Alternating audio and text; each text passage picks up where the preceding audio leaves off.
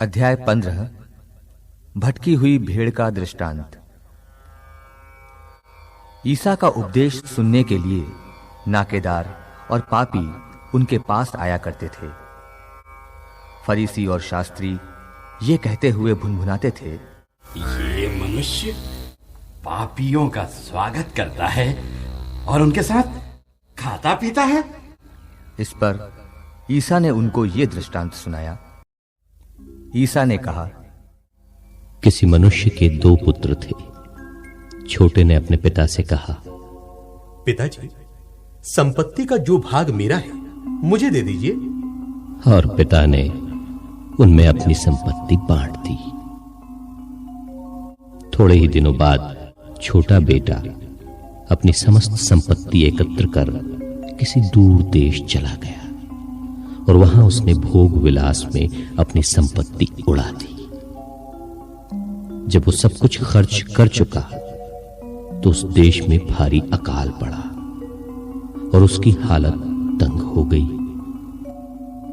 इसलिए वो उस देश के एक निवासी का नौकर बन गया, जिसने उसे अपने खेतों में सूअर चराने भेजा।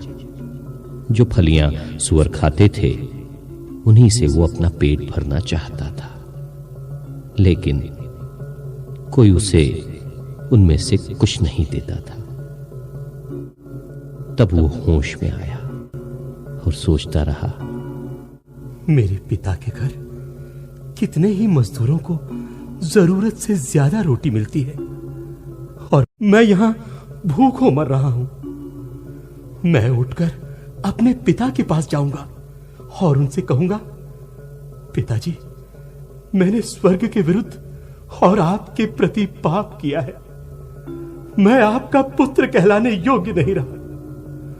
मुझे अपने मजदूरों में से एक जैसा रख लीजिए। तब वो उठकर अपने पिता के घर की ओर चल पड़ा। वो दूर ही था कि उसके पिता ने उसे देख लिया और दया से द्रवित हो उठा। उसने दौड़कर उसे गले लगा लिया और उसका चुंबन किया। तब पुत्र ने उससे कहा, पिताजी, मैंने स्वर्ग के विरुद्ध और आपके प्रति पाप किया है।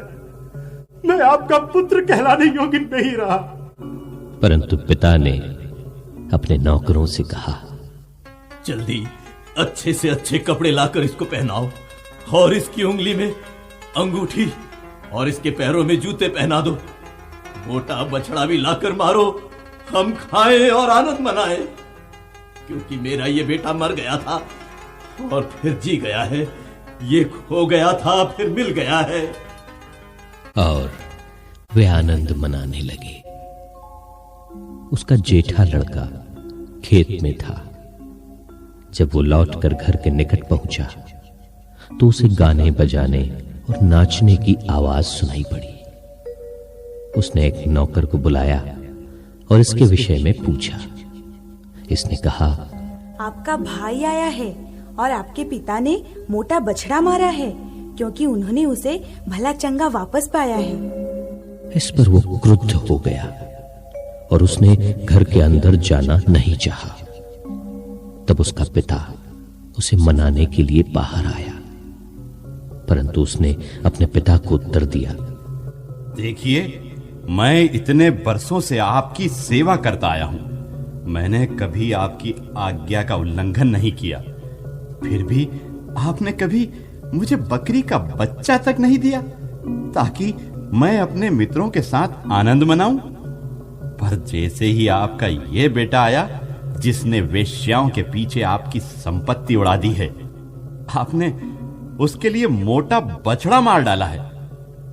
इस पर पिता ने उससे कहा, बेटा, तुम तो सदा मेरे साथ रहते हो और जो कुछ मेरा है वो तुम्हारा है, परंतु आनंद मनाना और उल्लसित होना उचित ही था, क्योंकि तुम्हारा ये भाई मर गया था और फिर जी गया है। ये खो गया था और फिर मिल गया है।